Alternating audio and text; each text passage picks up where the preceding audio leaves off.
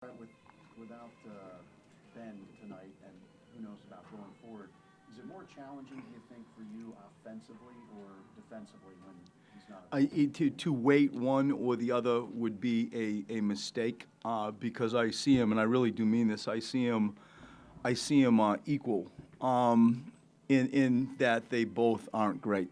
Like the challenges are ever apparent.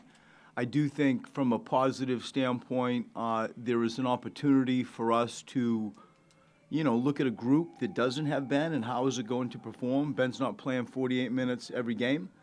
And during that window when he's not playing, like, what are you going to do? Who are you going to grow? Who are you going to cultivate? We've all learned when there is a vacuum, as there is right now with Ben, something will happen. Somebody will step up. And I'm trying to see the world through those eyes, and I really do. It's not even sort of creative coach speak. I see it as an opportunity, and I think I need to see it that way. Do you have a timetable for how long he's going to be out? I don't. Talked about wanting to try to spend these next several games figuring out what your rotation was, what your team looked like after the deadline, after the All-Star break. I imagine it's got to be pretty frustrating to have to at least indefinitely wait to find out answers to those questions. It's not ideal. I mean, it's not ideal, and you go back to the last game, we lost Ben in the first 4.5 minutes, or thereabout, and so like you had to figure out stuff going forward in a big game on the road against the best team in the NBA.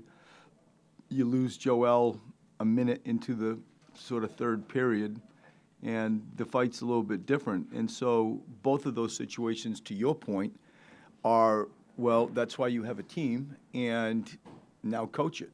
And this is the opportunity we have without an NBA All-Star, without a starting point guard, and we will manufacture ball carriers with the group that's been left back outside of Ben being not with us, and find out what that role looks like and who has that responsibility. Right, without Ben Simmons, with him out, how do you view and/or change this spacing, particularly with lineups he would traditionally see, like Al Horford used to be in rotation with him? Yeah.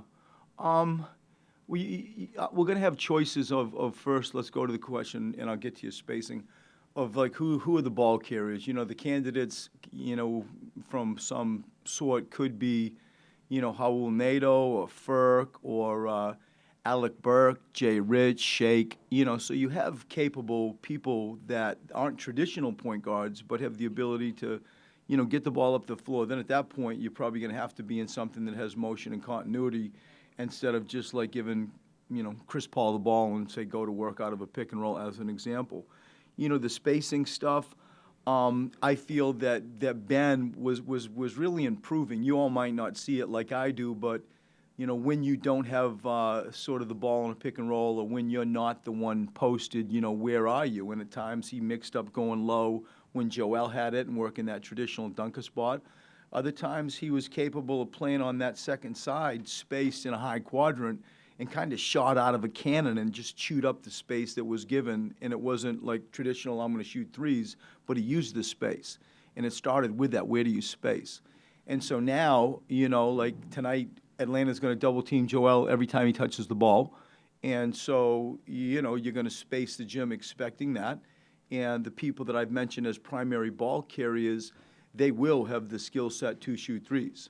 And from that perspective, as it relates to life with Ben or without Ben, I see tonight and moving forward in that vision line. Getting back to the Al point, when he rotates to the 5, do you see him more as like you want to post him up, or more just still pick and pop?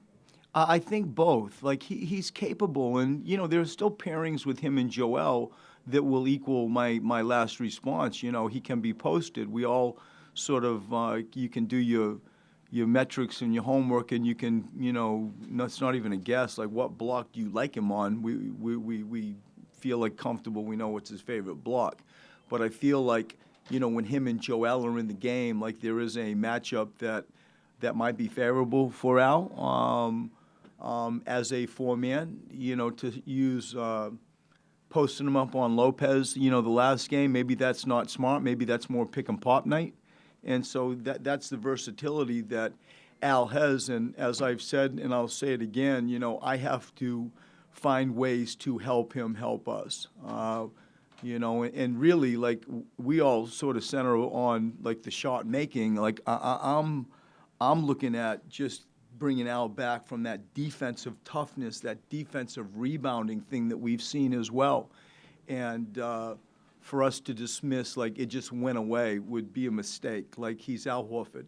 And now I'm the coach, I got to help him get back to being Al Horford. You have one person who's going to take over for Ben as your starting point guard for the time. And I wouldn't say it's one person. I think it will be done by committee. Like, I obviously know who I'm going to start tonight. We'll share that about 30 minutes out.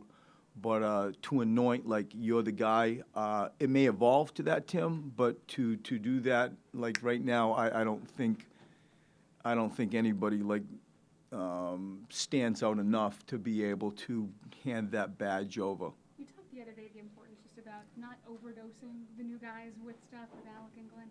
Given the situation, does that approach change at all? I hope not. I think it's a coaching mistake. I think that less is more for sure with new guys. I think that you just want to keep them not dizzied with information. Like, none of us react well if you got so much swirling around in our head. It's cleaner and easier to have a chance to master simple, if simple equals less. And I'm convinced of that, and it's been my belief for many years, and it continues to sort of navigate me when you get two new guys that have come in over the past 2 weeks into a 9-man rotation, especially. Following up on that, you said yourself this isn't ideal. And from an entire team perspective, you guys were coming out of the break with a lot of energy, a lot of high spirits. What's your message to them now that you're dealt this particular blow? Just what I said to you all. There's 25 games left. That is, and I've said it when there was 27 when I first looked out at everybody after the All-Star break. It's an eternity. You know, and just keep going back to the end game. It's like, what's bottom line? It's I'll say it again. It's health. If you get their health and their spirit, it's got a chance to equal form. If you get their health in their spirit, it's got a chance to equal good form, playing good basketball. And it's all about landing the plane. Like, that's what the playoffs are. And so with 25 games left, you know, we've taken a hit with Ben. And I do see it this way. I'm not spinning it. It's an opportunity for us to learn, and something will emerge, and we need something to emerge. It's not like we were all saying, oh, here it is, like it's anointed. It wasn't that. And so I think that we're going to learn something and find something. If this was 6 games out, I wouldn't be telling you the story. When it's 25 games out, it's with all my heart what I think. And that's what I said to the team. That's what I really think, and that's what I'm going to try to pull off. Greg, this injury was originally explained to us as back stiffness. How much more serious? And you think I'm going to answer this, Howard? I think you're going to hopefully try. I won't. Like, I feel like the club has given this room what they had to with the injury. And you know my pivot out of it, which I should have came in on day dot and declared as the head coach. But 6 years later, I've realized that's what's happening. So I bet I'm not going to be able to help you. At the same time, it does seem like you're preparing for this to be not like a couple-day thing, right? Like, you guys are going to have to deal with this for a while. Well, I don't know. And it really is kind of like, how long's a piece of string? Like, who knows? Like, you know, who knows? And, you know, what I do know is what I've just said to everybody. Like, how are you going to handle it? That's how I'm going to handle it.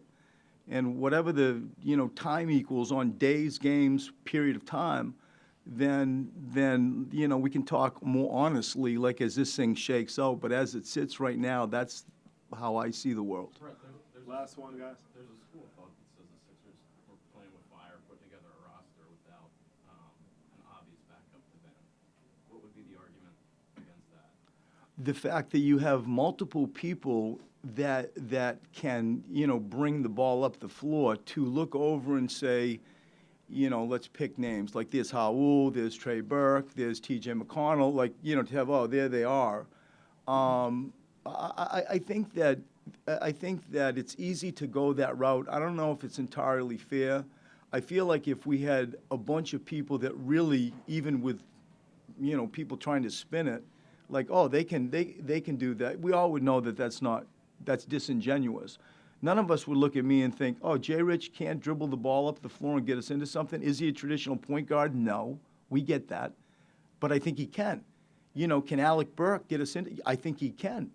Can Shake Milton, although he was, you know, plays more like 2-1 and maybe, you know, college he was a 1, I think he can.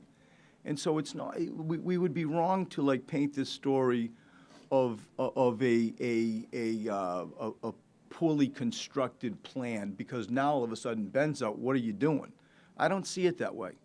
If I didn't tell you those other names, I would. I don't know if I'd tell you that, but that's what I see, just the way I said it. And so you'll see it be done by committee, and who knows? You know, maybe somebody's going to emerge to be like the guy as Ben is out. Thanks, Brett. Thank you.